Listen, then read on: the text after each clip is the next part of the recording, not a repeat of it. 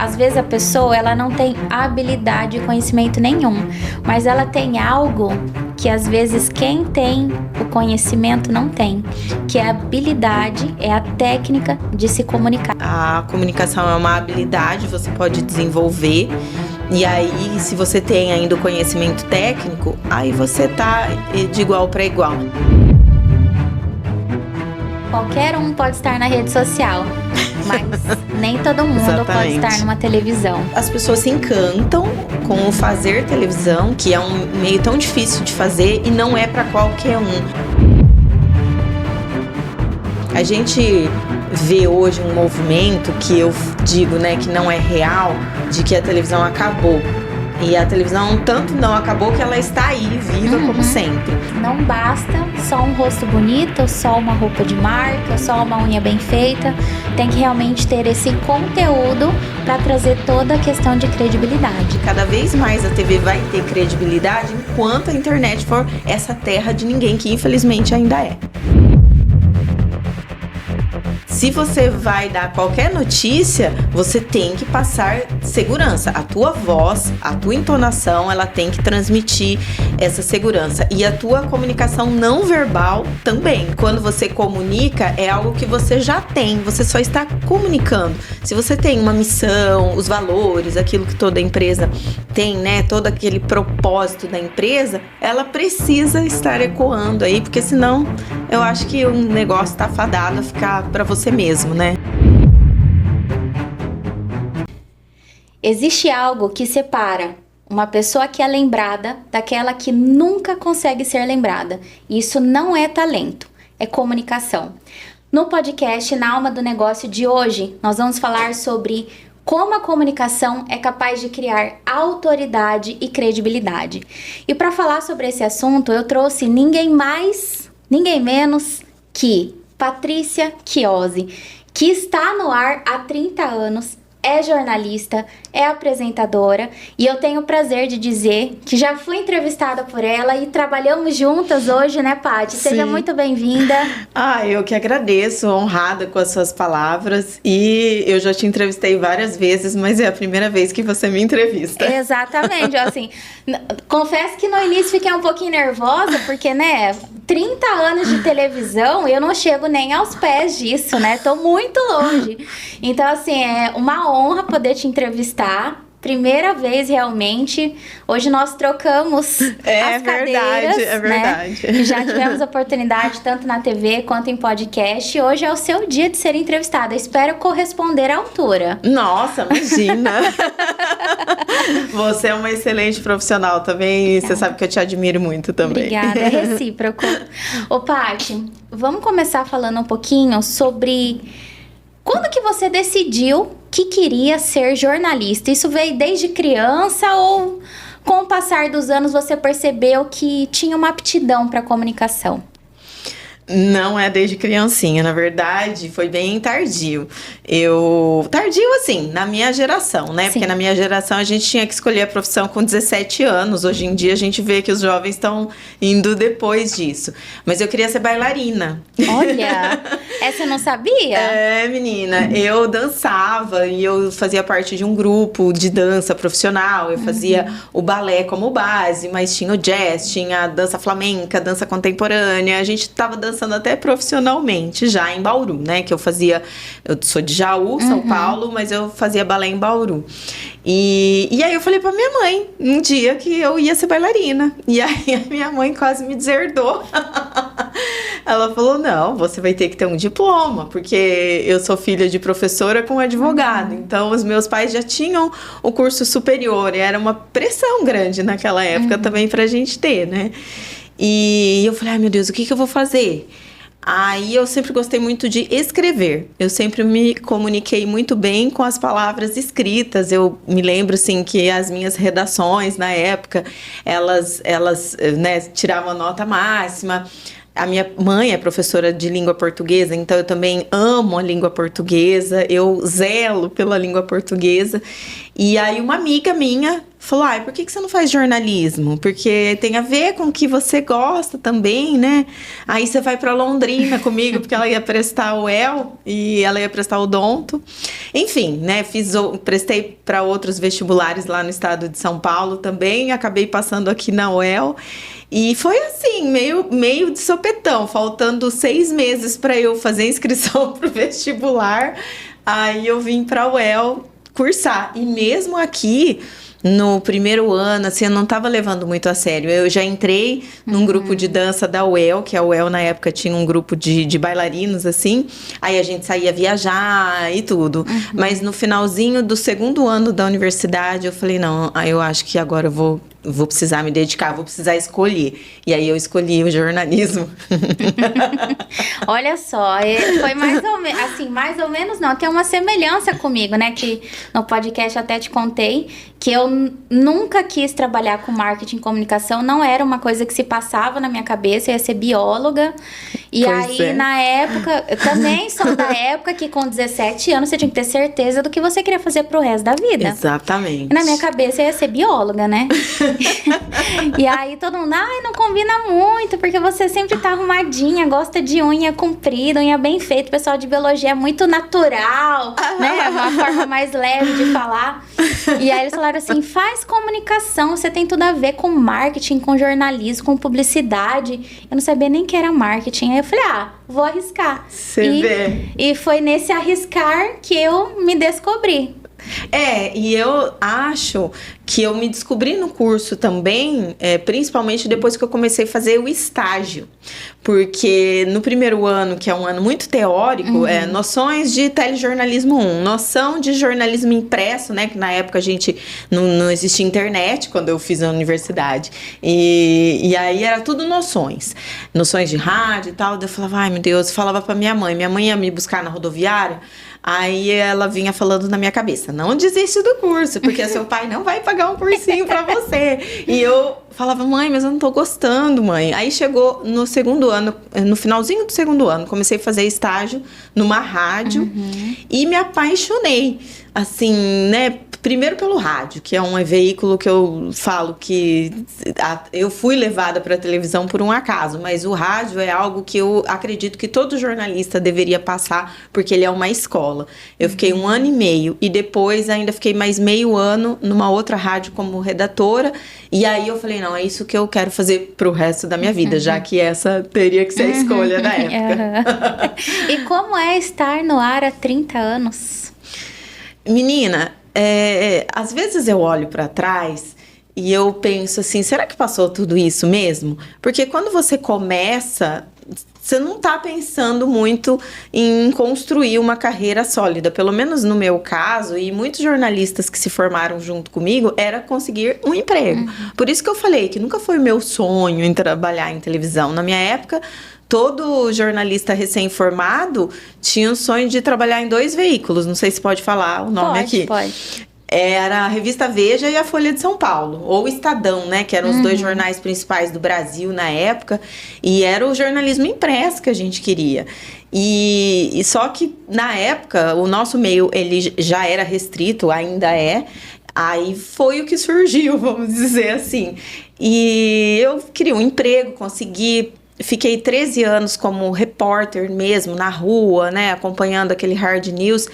E a partir do momento que você está empregado, que você começa a dominar, porque eu falo, leva um tempo, né, de você ser um formado em alguma coisa e ser aquele profissional verdadeiramente, né?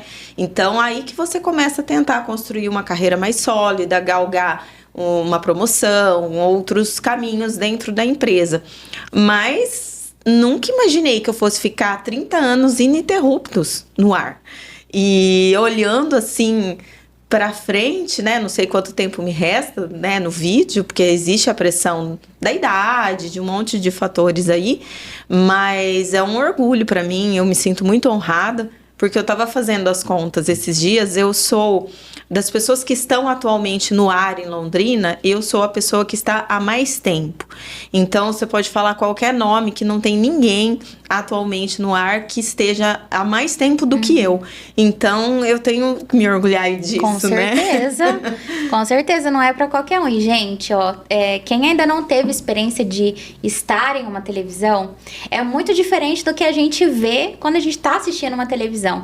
Então, tem toda uma equipe por trás, tem roteirista, tem a pessoa que trabalha com toda a parte ali da pauta, a Paty revisa tudo, estuda o programa antes de ir pro ar, tem a produção, tem câmera, tem o TP que fica passando ali alguns textos, né, de Sim. determinados momentos do programa, outros a Paty, ela tem essa habilidade de improvisar, de fazer o que a gente chama de cabeças, né, das matérias, dos quadros, que é aquele texto que ela fala antes. E assim, não é fácil, e principalmente naqueles dias que nós não estamos bem, né? Exatamente. Tem situações na nossa vida pessoal e que não podem transparecer na TV. Então, eu já tive momentos muito difíceis na minha vida que eu acho que as pessoas nem imaginam que eu tava muito mal por dentro, eu tava destruída, mas ali na frente da câmera eu tinha que estar plena. Então, é uma profissão como outra qualquer, né? Eu imagino que, né, um enfermeiro, a hora que tá cuidando lá do seu paciente, um advogado, enfim. Mas com a gente exige-se um alto astral que muitas vezes a gente não tá. Então, a gente tem que ter até um poder de ator ali, sabe? De interpretação. E isso que você falou dos bastidores é muito interessante, porque a gente vê hoje um movimento que eu digo, né, que não é real, de que a televisão acabou. E a televisão tanto não acabou que ela está aí, viva como sempre.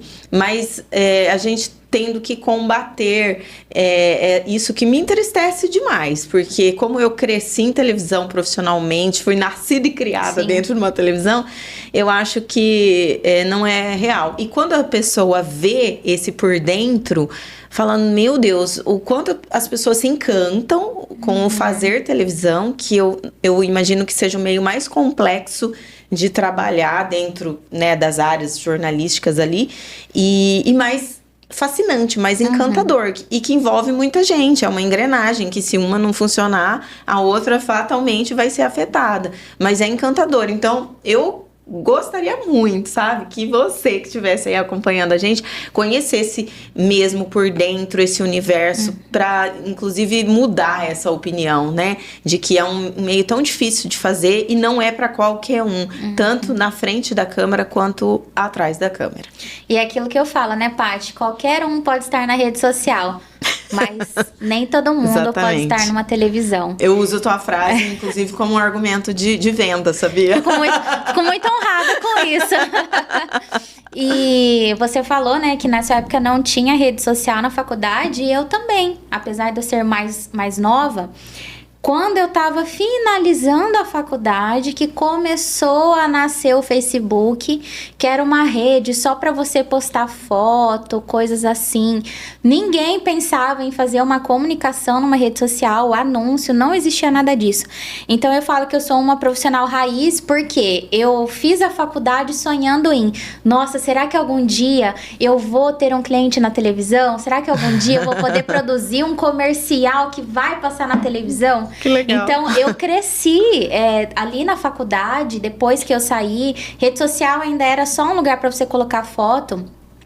Então, eu vim dessa época que eu tive trabalhos na faculdade de fazer anúncio para revista. Hoje em dia, acho que só tem revista em consultório. É verdade. Então a gente fala, as pessoas acham que a gente é arcaica, né? Mas assim, era muito legal essa época da comunicação, que a gente tinha oportunidade de pegar uma revista, olhar, e aí quando você viu uma matéria de um cliente que você fez, você ficava toda feliz. E assim, a televisão, eu tenho, minha opinião, eu acho que ela não vai acabar nunca. Também porque realmente a credibilidade que ela tem é gigante. Sim. Ela realmente divide as marcas, ela divide as pessoas, porque qualquer um abre uma rede social, põe o que quiser, não tem uma verificação de fonte. A gente vê o tanto de asneira que se colocam hoje nas redes sociais. Agora a televisão não, a gente precisa ter essa avaliação, essa apuração, Sim. essa investigação, porque envolve toda essa credibilidade, né, Paty? E a televisão, ela tá muito mais sujeita à legislação do que as redes sociais. Por exemplo, a televisão é uma concessão, né, para começo de conversa. Então, para alguém ter uma televisão já não é fácil. E para você ter, por exemplo, um canal no YouTube, é só você criar o canal. E você não vai estar sujeito a uma série de leis que a lei de concessões exige. E no caso do jornalista, por exemplo, nós jornalistas, nós somos... Primeiro que nós temos que cumprir o código de ética da nossa profissão, e que é rigoroso. E a gente vê, infelizmente, né, muitas pessoas hoje que decidem fazer comunicação sem ter a devida formação, que vão para as redes sociais e tá aparentemente tudo certo, mas é o que você falou, não sabe apurar os fatos, não se importa com as duas versões de um fato, que é o que a gente sempre preconiza, né? O bom jornalista, ele tem que sempre apurar a segunda versão. Enfim, é uma série de sanções a que nós estamos sujeitos, e que nas redes sociais, hoje, com o advento da inteligência artificial, esses dias eu estava vendo um vídeo de uma postagem de uma pessoa, né, criada pela IA, e se dizendo assim, olha, eu sou médico e cuidado porque esse vídeo em 15 minutos ele pode ser excluído, e eu tenho a cura para diabetes que ninguém quer contar para você por conta da indústria farmacêutica. E é um personagem criado por IA, mas passa uma imagem de um médico idoso até e tal. E isso está nas redes sociais. Na televisão jamais isso iria acontecer. Então, por isso que eu falo que cada vez mais a TV vai ter credibilidade enquanto a internet for essa terra de ninguém, que infelizmente ainda é. Acho que precisa de muita lei ainda, né? Com certeza. E você falou a respeito da regulamentação. E hoje o jornalismo, infelizmente, não tem mais a regulamentação, a exigência. Marketing, eu lembro que desde a época da faculdade a gente brigava muito por isso. 18 anos depois, continuamos querendo a regularização, que eu acredito que deveria ter em toda a profissão. Sim. Porque é aquilo, às vezes a pessoa acha que rede social é brincadeira, que atender um cliente é brincadeira, que você cuidar de uma marca é brincadeira. E é uma coisa muito séria. Eu sempre falo, o empresário, ele levanta da cama todos os dias para fazer o sonho dele acontecer. E às vezes a empresa é absolutamente tudo que ele tem. E aí a gente vê profissionais aí que... era padeiro, era cabeleireira, era advogado, e de repente virou marketing. Exatamente. Virou social melhor media. social media, profissional de comunicação. O jornalismo, acredito que ainda tem, dentro das TVs, vocês ainda prezam por buscar profissionais que estudaram, mas infelizmente dentro do marketing já não posso dizer o mesmo, as empresas não buscam realmente pessoas que se qualificaram. E aqui eu não tô falando que quem não tem faculdade não se qualificou, não é isso, mas é que é diferente a vivência, a gente respirou ali por 4 anos, pelo menos, fora pós... MBA e fora o início da carreira. E o início da carreira. O iniciante em jornalismo, ele é chamado de foca. Quando a gente é foca, a gente recebe só bronca, né? A gente só dá bola fora. Então, o início da carreira, ele também é uma escola. E aí, você passa por isso. Mas por quê? Porque você já teve a base nos 4 anos ali do banco universitário. E depois, no comecinho da carreira, tudo é um aprendizado, sabe? Eu lembro que eu demorei 10 anos para gostar de uma matéria minha no ar. Eu olhava e falava assim, não, agora tá do jeito que eu quero. Então, imagina um processo de formação. E eu sou preconceituosa, sim, com quem pega o microfone, vai fazer uma entrevista e não tem a mínima base, não sabe nem fazer a pergunta. Eu acho que é um desrespeito mesmo com a nossa profissão. E, infelizmente, é uma briga no jornalismo também, essa obrigatoriedade do diploma. Quem sabe, né? Eu ainda vou viver essa fase de que só quem é formado realmente vai conseguir exercer a profissão. Eu não saio por ali cortando as pessoas, né? Com bisturi, porque eu não sei fazer isso. Exato. Ninguém sai por aí fazendo qualquer outro tipo de coisa se não tem habilidade para isso. E, infelizmente, dentro da área da comunicação, virou quase terra de ninguém, né? E é muito doido o negócio, porque às vezes a pessoa ela não tem habilidade e conhecimento nenhum, mas ela tem algo que às vezes quem tem o conhecimento não tem, que é a habilidade, é a técnica de se comunicar. E o quanto isso faz a diferença, né, Paty? eu acredito que pelo fato da comunicação ser algo inerente de todo mundo, né? Então, a gente precisa se comunicar para viver. Parece que talvez por isso as pessoas não valorizem tanto essa área. Porque, qualquer pessoa sabe se comunicar, sim, mas tem a comunicação boa e a comunicação ruim. Comunicação assertiva, comunicação estratégica, etc. E sim, as pessoas que têm mais facilidade, eu acredito, uma facilidade natural de se expressar, ela pode ser que tenha um pontinho lá na frente. Mas como a gente sempre fala, que a comunicação é uma habilidade, você pode desenvolver. E aí, se você tem ainda o conhecimento técnico, aí você tá de igual para igual. Tem gente que acha, porque tem uma voz bonita, é um bom comunicador. Não, você pode, de repente, ter uma entonação legal, boa, sim, exatamente. Mas... E é que nem quando eu me formei, que uma colega até da universidade falava assim para mim, hoje em dia as televisões só contratam modelinhos. Você precisa ser linda e perfeita para você ser contratada, né? Porque senão eles não contratam. E não é bem assim, sabe? Os veículos de comunicação, eles estão interessados em bons profissionais. É claro que você tem que ter uma boa aparência, né? Tá arrumadinho. É diferente do jornalista raiz que você falou das redações antigas. Que às vezes era o famoso bicho grilo, né? Das redações de jornal mesmo. Lá, se você vê na fundação da Folha de Londrina, eu me lembro que quando o seu João Milanês, que é o fundador, morreu, eu fiz um documentário da vida dele. E eu consegui umas fotos bem antigas da Folha, assim, e aí era todo mundo muito jornalista característico mesmo. E para trabalhar em TV, você tem que ser mais aquele arrumadinho, né? O cabelinho tem que estar bonitinho, a unha bonitinha, tem que estar maquiado, a roupa tem que estar, né, de acordo ali, mas não significa que seja isso. Eu acredito que nós, jornalistas todos que estamos ali empregados, é porque a gente tinha algo a mais para oferecer, né? Com certeza, não dá para viver só com a aparência. É claro que a gente sabe que a aparência comunica, né? Sim, sim. A nossa postura, o nosso posicionamento comunica muito mais do que as nossas palavras. Exatamente. Mas não basta só um rosto bonito, só uma roupa de marca, só uma unha bem feita.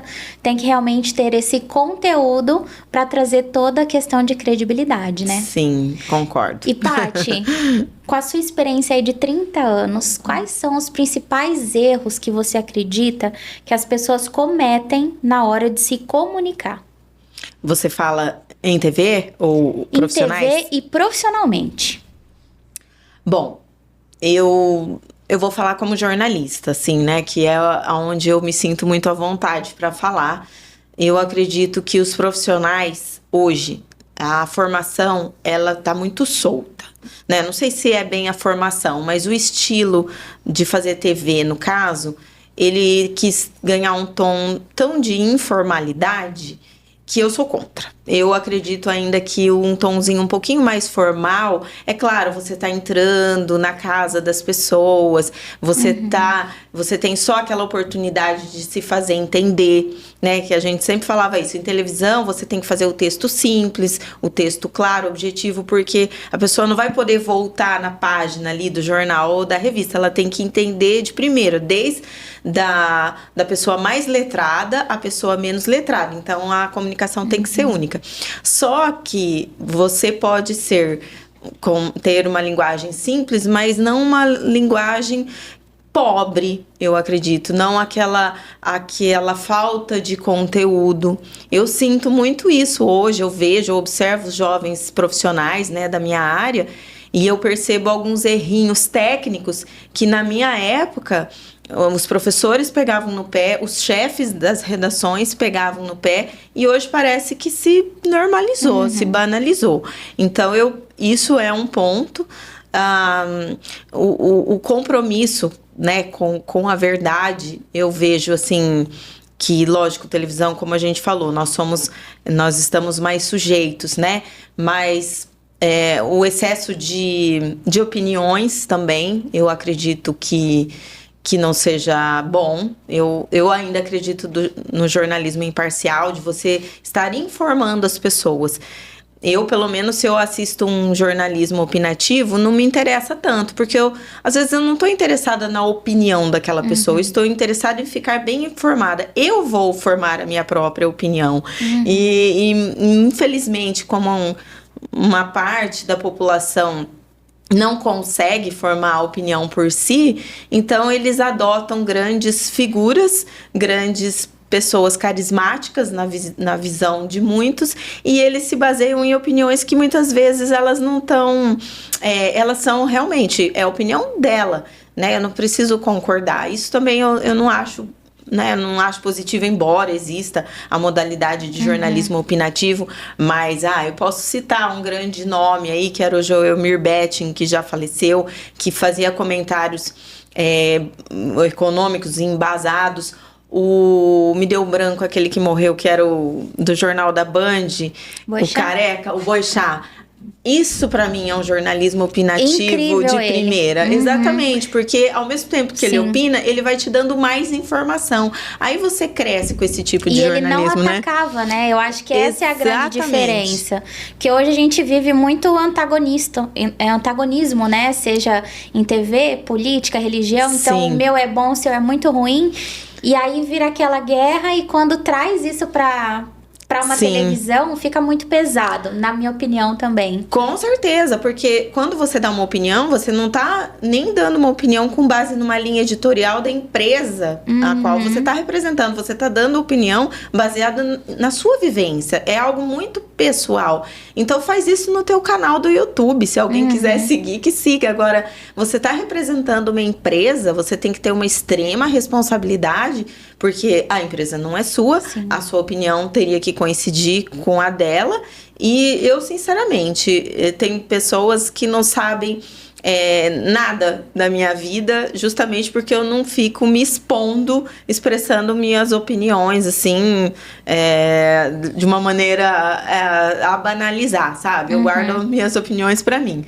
Exato, e na hora de expressar a opinião é que aí você vai ter oportunidade e vai fazer de uma forma totalmente ética, né?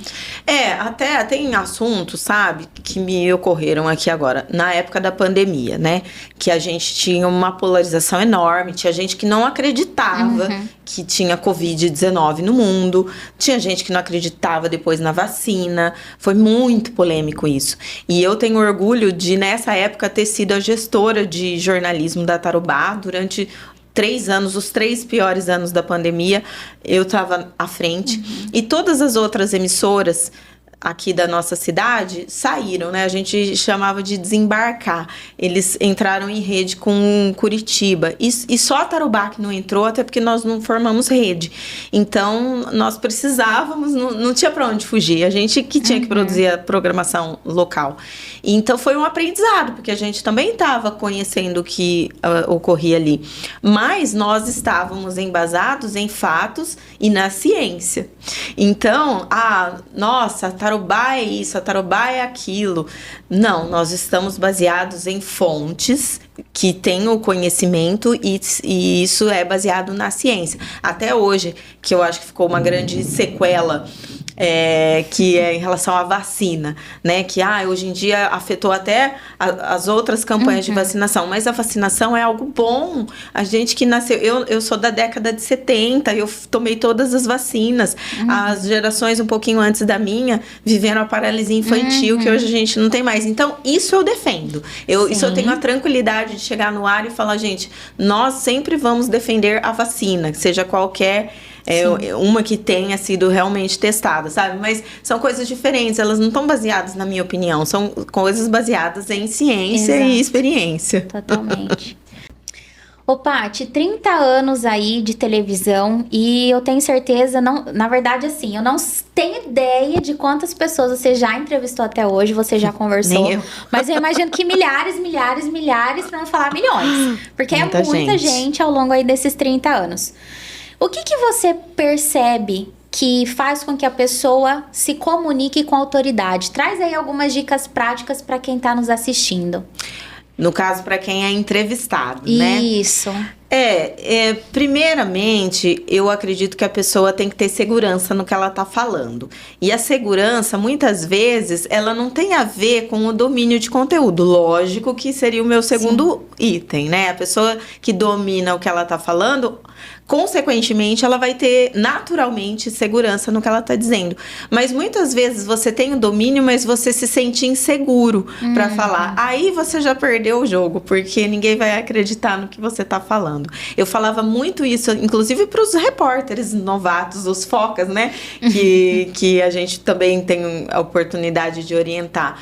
Se você vai dar qualquer notícia, você tem que passar segurança. A tua voz, a tua entonação, ela tem que transmitir essa segurança. E a tua comunicação não verbal também, né? O olhar, o seu gestual, né? Você tem que ter essa objetividade, esse empoderamento nas palavras em todo você, né? E como você citou da vestimenta, ela também influencia. As pessoas, elas prestam atenção primeiramente, como a gente falou, na parte não verbal e no visual, muito antes de você abrir a boca, né? Sim. Então, você tem que ter escolhas estratégicas para o que você quer comunicar. Tô numa entrevista de emprego, eu vou com determinado tipo de roupa, não vai pegar bem, eu vou desarrumada, eu vou com a unha suja, entende? O seu recrutador vai estar te observando nesse momento. Então, tem que pensar que essa comunicação é um todo e que você tem que passar segurança, credibilidade e uma boa imagem. Vamos resumir assim. É o que gera credibilidade, né? Essa segurança, esse posicionamento. E a gente percebe hoje que muitos empresários, muitos gestores tem essa dificuldade em se posicionar, em estar ali realmente de corpo presente, porque parece que a cabeça, ela tá tentando buscar informação e ela não vem. E às vezes realmente a gente se perde no momento da fala. Acho que já aconteceu com todo mundo. Tem alguma dica que às vezes você utiliza, ou uma dica que você consiga passar para o pessoal que às vezes está ali no momento de se comunicar? E parece que vem aquela névoa mental, o branco, ou né? deu o famoso branco. Como que faz para você resgatar e voltar pro eixo? Olha, eu acho que se você estiver se preparando para uma fala, vou dar uma entrevista, vou fazer um pitch de vendas, né? Tô lá numa rodada de negócios, ou vou estar numa situação, até vou ser testemunha numa audiência. Tudo isso você não tem que se preparar? Então, é você saber, primeiramente, o que você vai falar. Quando eu vim pra cá, por exemplo, eu fiquei imaginando, já sabia mais ou menos dentro do tema que você ia abordar, então é me preparar e começando a organizar o meu pensamento, né? Que tudo vai começar no pensamento, organizar sua mente e eu, Patrícia, coloco em tópicos na minha mente. Às vezes eu anoto. Quando eu era repórter, eu anotava tudo e depois eu não olhava no meu caderno de anotação para escrever a matéria. Por quê? Porque a anotação, eu conseguia ver a anotação na minha cabeça e eu já sabia, um número, quantos por cento mesmo que o fulano falou, eu já sabia. Às vezes eu ia checar só por excesso de zelo, e aí era exatamente o número, porque eu mesma tinha anotado. Isso é uma técnica para mim de memorização. Mas se você prepara o que você vai falar em tópicos, e principalmente um começo, um meio e um fim, para você conseguir fechar tua linha de raciocínio, né? Não ficar abrindo muitos parênteses. Eu acredito que seja uma dica, assim, para não te dar branco. Às vezes, quando você tá numa fala, uma palavrinha ou outra te dá um branco, é normal, né? Nós não somos um HD, afinal de contas. A gente não é IA, né? Somos seres humanos. Exatamente, ainda somos uma inteligência humana e não artificial. Mas, que nem a hora que eu fui te falar do Boixá, eu lembrava do rosto dele, mas não lembrava do nome. Mas, se você também não tá concentrado no que você tá falando, se não tá preparado mentalmente e se desconcentra, você vai perder o foco, realmente. Ou se você não tem uma escuta ativa, né? Como a gente fala, importante, né? Mostrar o interesse, prestar atenção no que o outro tá falando, como que você vai formar a resposta? Pelo menos pra mim funciona assim. E eu não respondo, eu pergunto. Só que enquanto as pessoas estão respondendo, eu já estou pensando na próxima pergunta. E às vezes tem 2 pessoas falando comigo no ponto, um terceiro fazendo assim lá na câmera, mas eu não posso perder aqui o meu foco para eu justamente conseguir levar essa linha de raciocínio. Algumas dicas assim, né? Não sei se eu falei bonitinho, mas Mas eu gosto muito dessa parte do anotar. A minha cabeça, ela fica muito bagunçada, na maioria das vezes.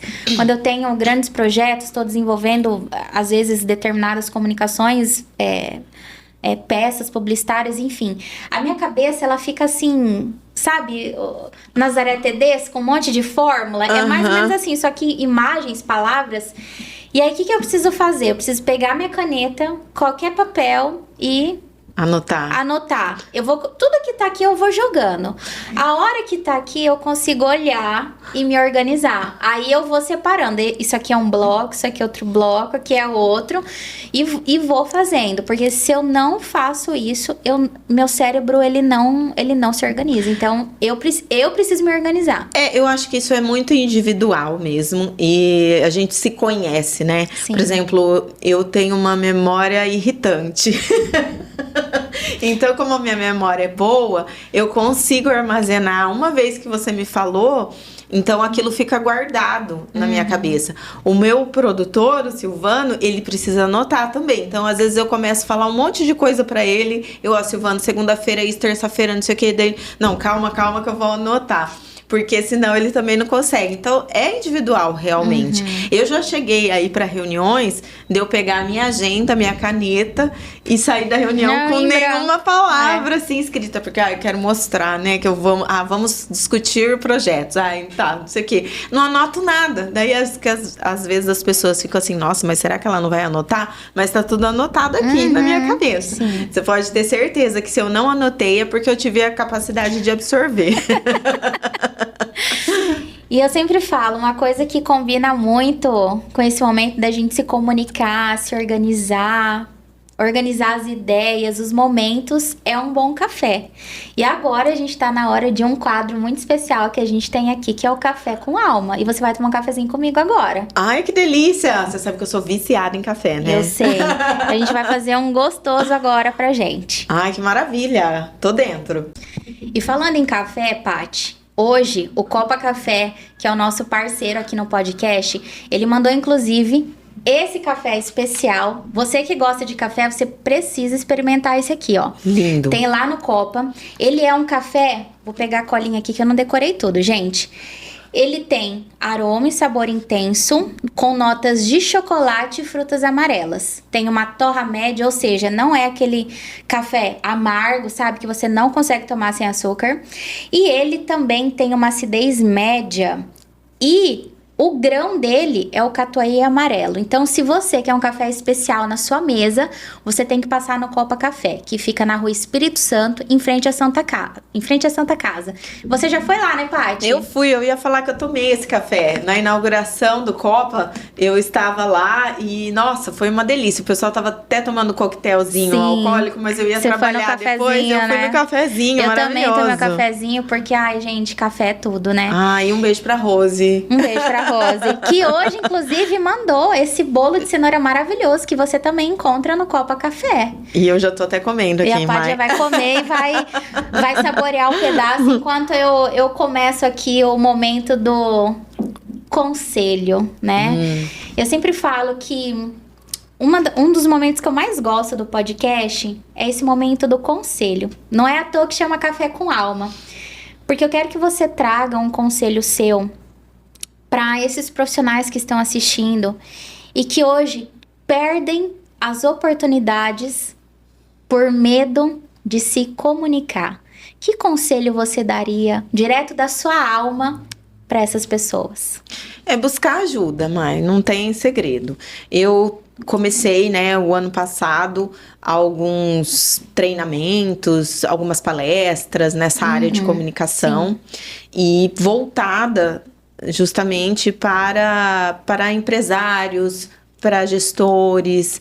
E eu sempre falo que a minha fala, o meu conteúdo, ele está no âmbito da comunicação. Então, no âmbito da comunicação, se um profissional puder te ajudar, procure. Se você tem dificuldade na fala, procure um curso de oratória. Se a sua timidez te trava de uma forma doentia, assim, que vai te atrapalhar, procura um psicólogo, procura terapia. Se você tem a sua fala que não sai direito também, um fonoaudiólogo. Se você não sabe se vestir, procura um consultor de imagem. Tem profissional, e a nossa área, eu acho que ela é maravilhosa, porque ela é transversal em todas as áreas, mas ela pode se somar também a essas outras áreas. Por isso que eu comecei a enxergar isso, sabe? Até nos primeiros treinamentos que eu fiz, falei, nossa, seria muito bacana se eu não ficasse sozinha, se eu tivesse outros profissionais junto comigo, porque... não que eu acho, sim, que eu tenho conteúdo para passar para as pessoas, mas ele está limitado no nosso âmbito, né, da comunicação. Eu vou poder falar um pouco do poder da comunicação verbal, não verbal. Eu falo muito da língua portuguesa. Eu dou exercícios de fono também, porque eu também fiz fono 7 anos. E aí isso foi um divisor de águas para mim. Eu já tinha uma boa dicção na época, mas foi incrível o quanto eu sou... depois, muito melhor do que antes de passar pela fono. Então, como a gente faz exercícios, até hoje eu faço os exercícios de fono, então em alguns treinamentos eu também dou essas dicas, mas ela está superficialmente no âmbito da comunicação. Agora, eu não sou profissional da fonoaudiologia, aquilo que nós falamos no começo, né? Não posso entrar em outras profissões, mas eu acredito muito, sabe? Que a pessoa pode melhorar, ela pode destravar. E às vezes, mesmo num treinamento nesse âmbito da comunicação, o quanto a pessoa pode se olhar, se enxergar e falar assim, putz, eu não tinha pensado nisso, eu não tinha me enxergado dessa forma. Eu tento estimular até a autoestima das pessoas, porque normalmente quem tem medo da fala tem alguma questão ligada à autoestima também, ao autoconhecimento ali, que não está muito bem resolvido, né? Então, a gente tenta ajudar. E se a pessoa quer aprofundar, que procure outros profissionais. E, Paty, você falando aí da parte de fono, eu comecei a me lembrar de várias pessoas que já falaram pra mim que tem dificuldade em gravar vídeos porque não gosta de ouvir a própria voz. E aí eu sempre falo que a forma como a gente se ouve não é a forma como o outro ouve. É verdade. Existe até uma técnica, né, que eu já vi o pessoal passando por aí, que você tampa aqui, ó, e aí você realmente ouve da forma que a outra pessoa está te ouvindo. Então, não fica pensando na voz, Não. Tem que ir, tem que na buscar mão. ajuda. Onde eu coloco minha mão? Na dúvida, põe em lugar nenhum, né? Fica com a mão parada que menos é mais. Eu já dei curso para professores de EAD, né? Quando começou esse processo de aulas à distância, eu dei vários cursos para professor e para pastor também, que eles gravavam vídeo. E era uma das primeiras perguntas que eles faziam. Eu não sei onde eu coloco a mão, eu não sei para onde eu olho, eu não sei como eu me movimento. Não, você fica parado. Você fica parado. Até porque se tiver um microfone, você fica andando, vai te atrapalhar. Exato. Né? Mas é muito interessante as dúvidas. E muita gente, olha só, professor, que às vezes eu olhava para mim e falava, eu dou aula para um cursinho lotado de aluno, mas ligou a câmera, eu travo. Então, também, né, são técnicas que você desenvolve e dá para aprender. Não é algo que, nasci assim. A comunicação não é uma habilidade que nasceu com você. É claro que alguns bebês vão começar a falar antes, andar antes do que outros. É normal, é o desenvolvimento de cada um. Mas, gente, vendas, comunicação, posicionamento, como se comportar aqui ou ali, tudo a gente aprende. Ninguém precisa sofrer sozinho, né? Sim, e olha, eu tava subindo no elevador esses dias e num ambiente corporativo, assim, e as pessoas que subiram junto comigo estavam falando alto e entre elas e dando risada, e o elevador é aquele espaço pequeno. Isso também é uma comunicação péssima, por sinal. Então, eu acho que a comunicação, ela vai tudo. Ela tem até a parte da etiqueta, né, de você saber o seu tom de voz, Que hora que você pode falar alto, que hora você pode falar baixo, né? Essa elegância também que tá transmitindo algo. Nossa, sabe quando você pensa assim, ai meu Deus, qual é o meu andar? Porque tomara que eles desçam antes de mim. Então eu falo, a comunicação tá em tudo, né? E o silêncio também é comunicação. Você também se comunica no silêncio, não é só a fala.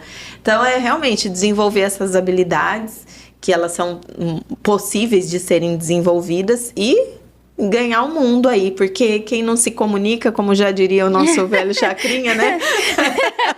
Realmente.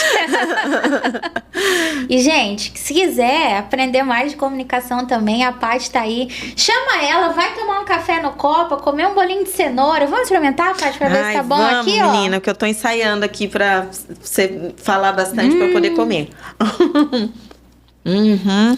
Aquele bolo fresquinho, fofinho. Que delícia. Perfeito. Gente, vai lá no Copa Café, em frente à Santa Casa, na Rua Espírito Santo. Porque, ó, café especial, bolo, tem toast, croissant. No último podcast teve pastelzinho de Belém. Gente, sensacional. Ai, comi o pastelzinho de Belém. Aquele dia acho que eu comi uns 4. Maravilhoso, Nossa. maravilhoso. Gente, adoro quando o doce não é doce. Que nem esse bolo, extremamente saboroso. No ponto, açúcar. E, Paty, todo mundo que vem aqui tem que responder uma pergunta. Que é a seguinte. Paty, o que é a alma do negócio pra você? Olha, essa eu não sabia que você ia me perguntar, hein? Olha, eu acredito que a alma de qualquer negócio ela esteja relacionada à sua paixão por ele, a você acreditar, né, que vai dar certo. E eu vou puxar a sardinha pro meu lado. É realmente você saber comunicar bem o seu negócio. Você pode ter o melhor negócio do mundo, se não tiver uma boa comunicação, se você não se comunicar com o seu cliente, se você não se comunicar internamente, que hoje é um problema muito sério das empresas também, fatalmente ele vai ter um ruidinho, né, que a gente chama, que é um termo também dos ruídos, né, na comunicação. Então, eu acredito que seja isso.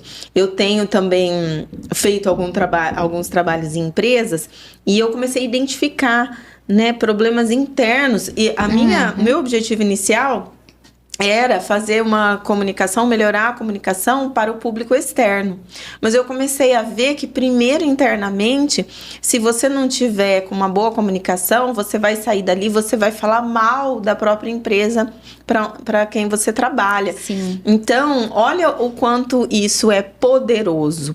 A comunicação é algo extremamente poderosa, né? Então, a comunicação interna com o seu público, porque hoje a gente vê problemas de atendimento e daí o seu cliente também vai falar mal de você. Sim. E a sua comunicação como marca mesmo, que isso você entende muito melhor do que eu, é você poder se consolidar. Eu acho que essa é a grande alma do negócio. E quando você comunica, é algo que você já tem, você só está comunicando. Se você tem uma missão, os valores, aquilo que toda empresa tem, né? Todo aquele propósito da empresa, ela precisa estar ecoando aí, porque senão eu acho que um negócio tá fadado a ficar para você mesmo, né? Acho que é meio isso. Ô, Paty, fala tuas redes sociais. Faz seu merchan agora. Ai, posso fazer, né? Meu merchan, meu pitch. Minha rede social é @PatriciaChiozzi. Meu Chiozzi escreve com CH, então você vai encontrar lá Chiozzi com SI no final. E no meu programa, @Tarobá Cidade Londrina, um programa que eu tô conduzindo há um pouquinho mais de 3 anos. E muito feliz. E quem quiser entrar em contato comigo pela rede social, vai ter meu WhatsApp ali. Eu estou fazendo esses treinamentos também para empresários, para quem quer melhorar a sua própria comunicação e também a do seu time, que eu acho que vale a pena. Com certeza. E, Paty, todo mundo que vem aqui ganha um mimo especial para lembrar do nosso podcast. Ai, que delícia! Que é um mimo feito pela Lívia, da Harmonize Arte. Ai. Que tá com a gente desde o primeiro episódio, que faz personalizados lindos. Pode abrir. Faz personalizados lindos, papelaria, faz toda a parte também de canecas, copos, azulejos, que nós tivemos também no último podcast para os nossos convidados que vieram pela segunda vez. E espero que tenha sido proveitoso para você, uma experiência diferente. Espero que eu tenha me saído bem como entrevistadora. Passou no teste. Brincadeira. Porque não é fácil não, gente. Entrevistar alguém que tá há 30 anos entrevistando as outras pessoas é desafiador.